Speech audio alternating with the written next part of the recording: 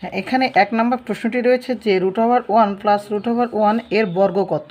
তাহলে এইরকম প্রশ্নগুলোকে আমরা দুই রকমভাবে করতে পারি, একটা হলো সূত্র দ্বারা আর একটা হলো সহজ নিয়মে। ওকে, তাহলে এটাকে আমরা সহজ নিয়মে করব। যদি আমরা কোনো চলক a প্লাস a করি তাহলে কত হয় 2a। তাহলে এখানে আসে কত √1 প্লাস √1, এটাকে আমরা এটাকে a কল্পনা করলাম। তাহলে a প্লাস a করলে যেমন 2a হয় সেরকম √1 প্লাস √1 করলে কত হবে 2√1। ওকে, এখন বলেছে যে কী করতে, বর্গ করতে। তাহলে বর্গ করার জন্য আমরা এখানে একটা কী চিহ্ন দেবো, স্কোয়ার দেবো। কী দেবো, স্কোয়ার দেবো। ওকে, তাহলে এখন আমরা জানি যে যদি যেমন হচ্ছে এখানে 2a তার উপর স্কোয়ার থাকে তাহলে একবার 2-এর উপর স্কোয়ার হবে, একবার এর উপর স্কোয়ার হবে। সেরকমভাবে এখানে একবার 2-এর উপর স্কোয়ার হবে আর একবার √1-এর উপরও স্কোয়ার হবে। তাহলে এখানে 2-এর উপর স্কোয়ার করলে কত হবে, 2 × 4, আর √1-এর উপর স্কোয়ার করলে স্কোয়ার আর রুট কেটে যাবে, থাকবে কত 1। তাহলে 4 × 4। তাহলে আমাদের এই প্রশ্নটার উত্তর কত হবে, এই প্রশ্নটার উত্তর 4। আশা করি বোঝা গিয়েছে। এরপর 2 নম্বর প্রশ্নটি রয়েছে 2 + 4 + 8 + 16। ওকে, 2 + 2 + 4 8 + 16 এই ধারাটির দশম পদ কত। এটার আমাদের দুইটা নিয়ম রয়েছে, একটা হলো সূত্র দ্বারা আর একটা হলো আমরা অঙ্কটাকে বিস্তারিত করে। ওকে, তাহলে এটাকে আমরা যদি বিস্তারিতভাবে করি এইভাবে সিরিয়ালে 2 + 4 + 8 + 16, অর্থাৎ এখানে বুঝতে হবে যে 2-এর এখানে কি করা হয়েছে, 2 দ্বারা কি গুণ করে ডাবল করা হয়েছে। তাহলে 4-এর সাথে 2 দ্বারা গুণ করে কী হয়েছে, ডাবল। 8-এর সাথে 2 দ্বারা গুণ করে কী হয়েছে, ডাবল করা হয়েছে। তাহলে এখানে পরে 16-এর সাথে 2 দ্বারা গুণ করে কত হবে 32। এরপর সাথে আবার +2 করে কত হবে 64। এরপর আবার 2 দ্বারা গুণ করলে কত হবে 64 × 2 = 128। এরপর আবার 2 দ্বারা গুণ করলে কত হবে 256। 1 2 3 4 5 6 7 8, 256-র পরে আবার 2 দ্বারা গুণ করলে কত হবে 512।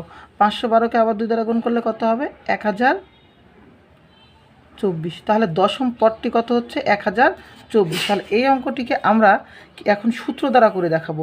তাহলে এটাকে আগে বুঝতে হবে এই ধারাটি সমান্তর ধারা না গুণোত্তর ধারা, সমান্তর ধারা না গুণোত্তর ধারা। তাহলে এখানে সমান্তর ধারা মানে এখানে বুঝতে হবে যে দ্বিতীয় পদ থেকে প্রথম পদ বাদ দিলে প্রত্যেকটা পদের অন্তরটা অর্থাৎ বিয়োগ ফলটা সমান হবে।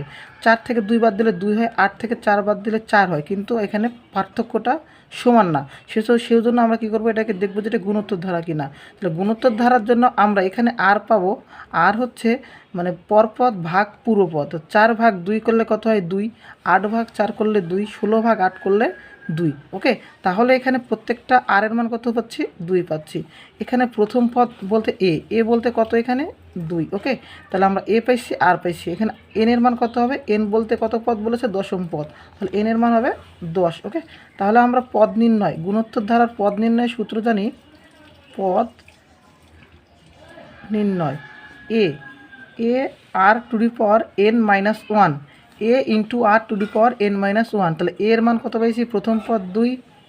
এরপর আর বলতে অনুপাত কত, আরকে সাধারণ অনুপাত বলা হয় আর ডিকে সাধারণ অন্তর বলা হয়। ওকে, তাহলে আর এর মান হচ্ছে 2, এন এর মান হচ্ছে দশম পদ মানে 10 - 1।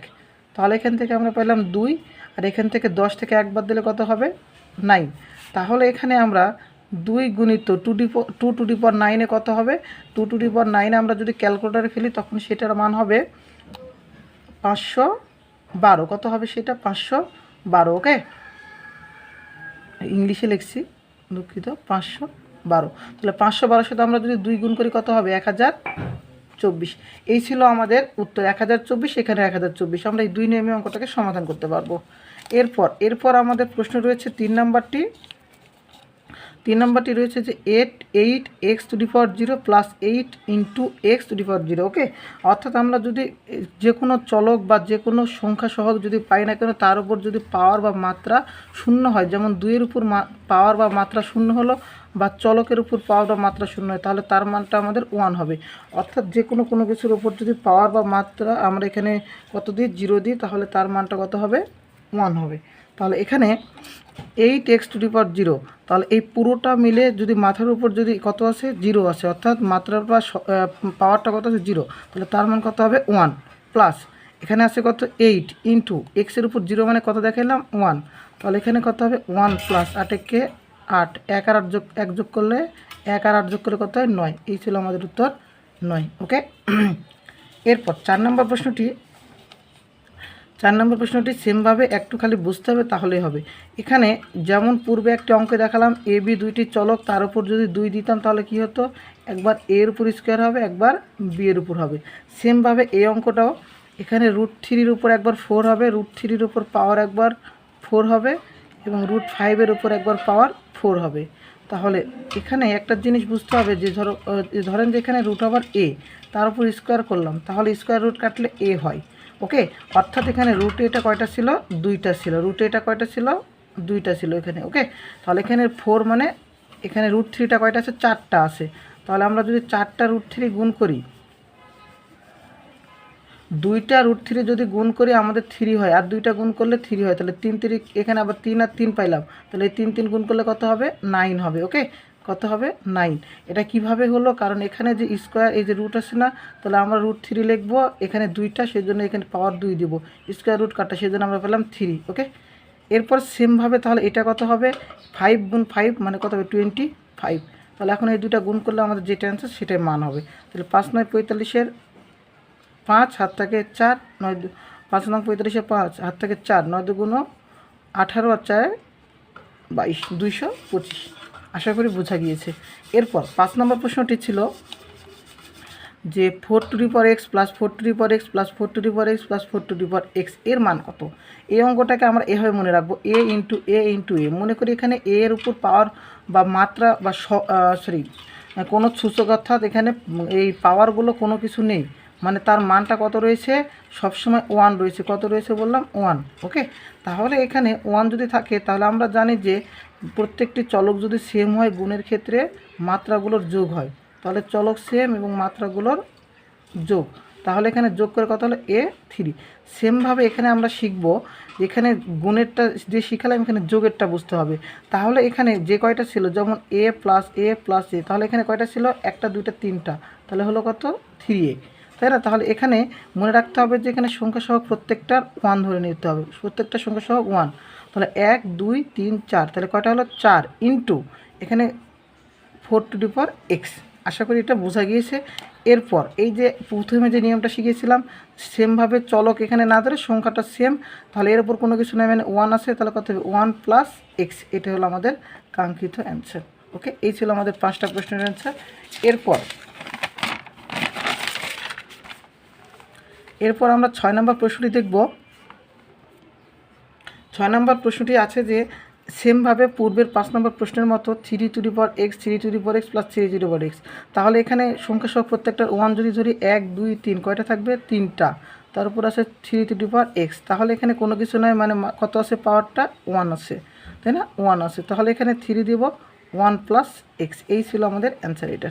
ওকে, এরপর আমাদের 7 নম্বর প্রশ্নটি রয়েছে যে 9 36 81 140 পরবর্তী পদটি কত। ওকে, পরবর্তী পদ এখানে ভালো করে বুঝতে হবে, যেখানে 9 ছিল, 9 থেকে এখানে হয়েছে কত, 36, তারপরে হয়েছে 81, তারপরে 144। ওকে, এটা প্রথমে ধারাটার নিয়ম মনে রাখতে হবে, ধারা দিয়ে আসলে এটা কোন ধারাতে রয়েছে। এখানে 9, এখানে 36, এখানে 81, এখানে 144। তাহলে আমরা একটা সংখ্যাকে, যেমন হচ্ছে এখানে 3-এর উপর স্কোয়ার করলে কত হয়, 9। ওকে, এরপর এখানে যদি 3-এর উপর স্কোয়ার করলে 9 হয়, এরপরে 36, তাহলে এখানে কতর উপর, 3-এর উপর যদি আমরা এখানে যদি আমরা 6-এর উপর স্কোয়ার করি তাহলে হবে 36, এরপর এটাকে 9-এর উপর স্কোয়ার করলে হবে 81, এরপর এটাকে 12-এর উপর যদি আমরা স্কোয়ার করি তাহলে হবে 144। অর্থাৎ এখানে 3-এর উপর একবার স্কোয়ার, একবার 6-এর উপর, একবার 9-এর উপর, একবার 12-এর উপর। তাহলে সেমভাবে অঙ্কটি হবে, এই যেহেতু এখানে 3 ছিল, 6 তারপর 9, 3 3 করে বাড়তেছে, তাহলে 12 আর 3 কত হবে, 15। তাহলে 15-এর উপর স্কোয়ার করলে পরবর্তী পদটি আমরা পেয়ে যাব। ওকে, তাহলে 15-এর উপর স্কোয়ার করলে কত হয়, 225 হয়। কত হয়, 225। ওকে, এটাকে আমরা স্কোয়ারটাকে গুণের নিয়মে মনে রাখতে পারি, বা এটাকে সহজ একটা নিয়ম রয়েছে, এভাবে আমরা গুণ করে সহজ নিয়ম করতে পারি। 5 5 25-এ 5, হাত থাকলে কত, 2। এরপর এখানে কি করবেন, এখানে সুন্দর করে এখানে গুণ করবেন, তাহলে এখানে হচ্ছে কত, পাঁচ পাঁচ যোগ করলে পাঁচ পাঁচ পাঁচ যোগ করলে 10, 10 আর হাতের 2 12, 2 হাত থাকলো 1, 1 এককে 1 আর হাতের 1 2, 225। এইভাবেও সহজ নিয়মে বর্গের গুণগুলো করা যায়।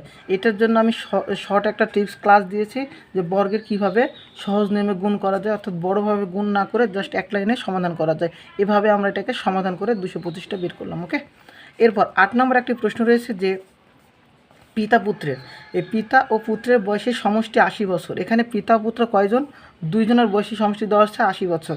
পিতার বয়স পুত্রের বয়সের 3 গুণ হলে পুত্রের বয়স কত? ওকে, পিতার বয়স বলেছে পুত্রের বয়সের 3 গুণ, তাহলে এখানে আমরা কারটা ধরে নিব ছোট যেটা সেটা, তাহলে পিতার এখানে পুত্রের বয়সটা ধরবো, ধরি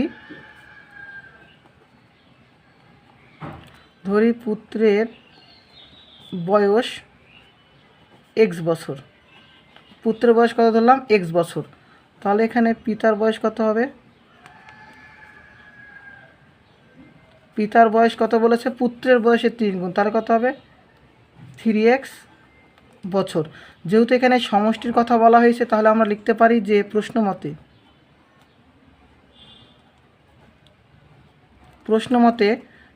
মতে এখানে লিখব যে এই যে পুত্রের বয়স যোগ পিতার বয়স, অর্থাৎ পিতা পুত্রের বয়সের সমষ্টি, তাহলে দুজনের সমষ্টি কত বছর? 80 বছর। তাহলে আমরা এখানে বা দিব, তাহলে x আর 3x যোগ করলে কত হবে?